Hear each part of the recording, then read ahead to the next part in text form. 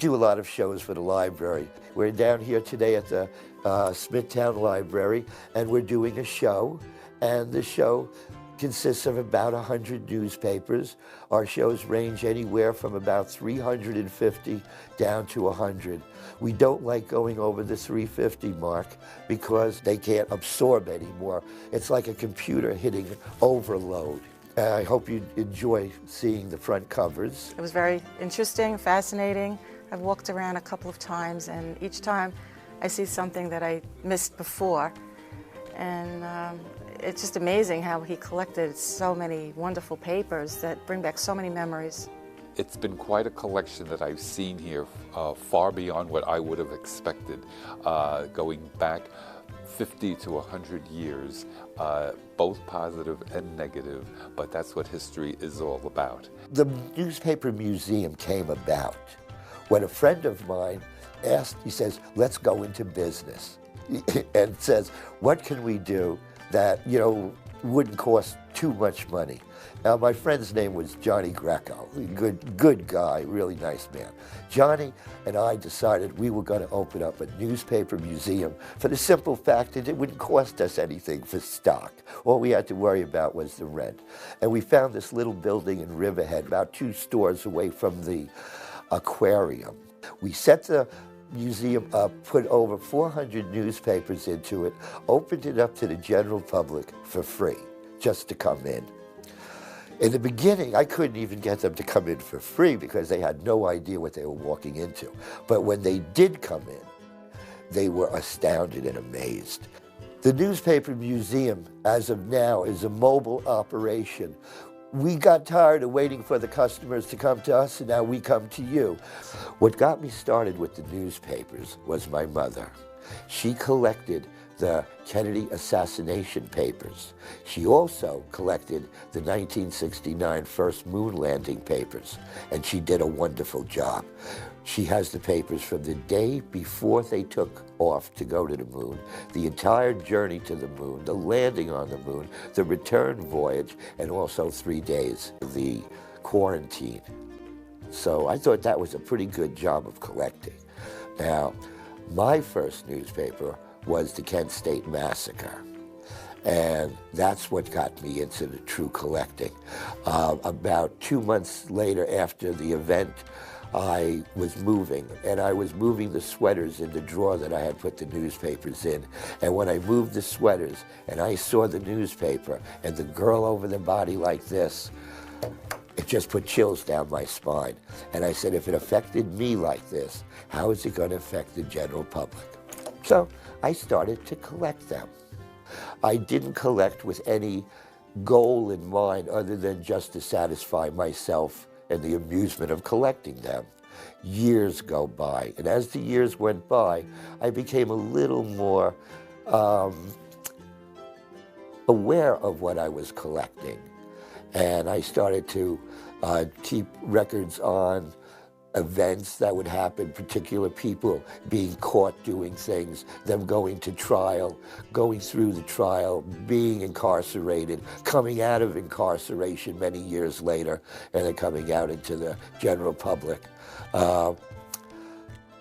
It's a strange hobby to get into because they're very, very difficult to locate old newspapers. Now, I have one here from, I think it was 56. It has to do with the UN vote to,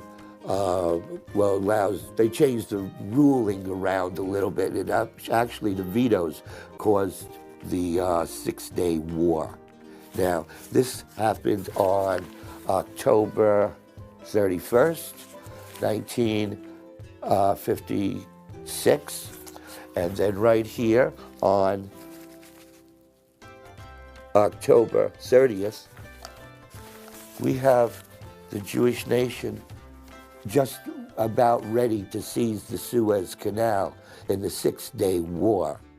Now, these wars have been going on since the day Israel came into existence, which we cover. We have all of the newspapers on Israel coming into existence. We cover a lot of their wars and problems they had with the Middle East, Syria, Egypt, and so on. And then back during the Carter administration, they were able to sign a peace treaty between Menachem Begin and Anwar Sadat. And the peace treaty still holds to this day, but within 2 weeks of the signing of that treaty, Anwar Sadat was assassinated. We have the assassination papers on that also. So many of our leaders have been assassinated. So much goes on in the world. You see the newspaper, you see the event, and then you forget it. It's fantastic, especially when you have newspapers like this, that I can tell you exactly where I was on the day that this happened, on the Kennedy assassination. I was in my last year in Delaware, in my apartment cleaning it when the announcement came over to the TV that Kennedy was assassinated. And it's just unbelievable, all the stuff that you see here. Well, I'm here to help you remember all of the history. We have over 5,000 newspapers ready to be put online that consists of the newspapers from larger cities. We have an unbroken line from 1928 with the election of Roosevelt as governor of New York State. We also have Roosevelt's first election in '32. In our World War II segment, we have his second, his third, and his fourth election. So we cover Roosevelt pretty well. We have right now about 246 newspapers on World War II, starting from 1936 with Hitler moving into the Sudeten, Austria, Czechoslovakia during the years 36 to 39. In 39, September 1st, he attacked Poland as Russia moved in from its side. Germany moved in from theirs and literally crushed Poland in 28 days. We have another newspaper, Admiral Byrd. Let's see, this one here is 1927. Admiral Byrd flying to Hawaii, okay? And I believe it's 24 hours, first nonstop. And Admiral Byrd seemed to get around quite a bit. He flew over the North Pole, the South Pole, and so on. Now this is the Springfield, the Soldier's Friend. This was printed in April of 23, 1870. And this is the forerunner of Stars and Stripes, the magazine that the newspaper, that the military hands out to all of its people.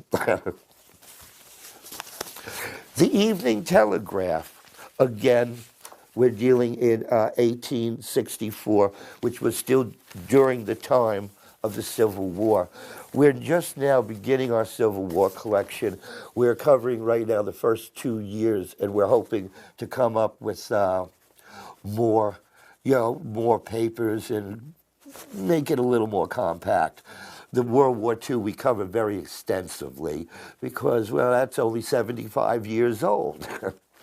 One of our topics that we have that most people seem to like, believe it or not, are the obituaries. They love to see who they've outlived. I have done a lot of shows, probably somewhere between 80 or 90, and a good many of them have been in adult homes. And you would think that that would be a newspaper that you would hide. They love it. They're the first ones they go to. And some of the people, like we have the Rat Pack, Sammy Davis Jr., we have Dean Martin, Frank Sinatra, we have Jerry Lewis, if you want to kind of slide him in there with Dean Martin. We have the Beatles, John Lennon, George Harrison. All premiers from Russia, all of the presidents, movie stars. We have, starting with Roosevelt, we have about everybody that's died since Roosevelt, actually. We have the Kennedy assassination. You have Johnson, who died at 64. And then, let's see, we still have our buddy Carter. He's still alive. And Nixon has passed. Let's see here. Anybody else? Movie stars. Katharine Hepburn, Spencer Tracy, Marlene Dietrich. Now, these are the older stars, but we also have, other stars that have a little bit, later time period. Earthquakes. We have many newspapers on disasters. We have earthquakes coming in from California. We have several from California, so they all look the same after a while when you start looking at the papers, because they basically happen in the same place. We have volcanoes erupting on the islands. We have the Oklahoma bombing by McVeigh, which was in retaliation for Waco, which we cover. We have one newspaper where the King of England abdicates the throne to marry an American divorcee. It was a huge scandal. And during one of our shows, we had a person from England there, and when they saw the newspaper, they couldn't believe I had it.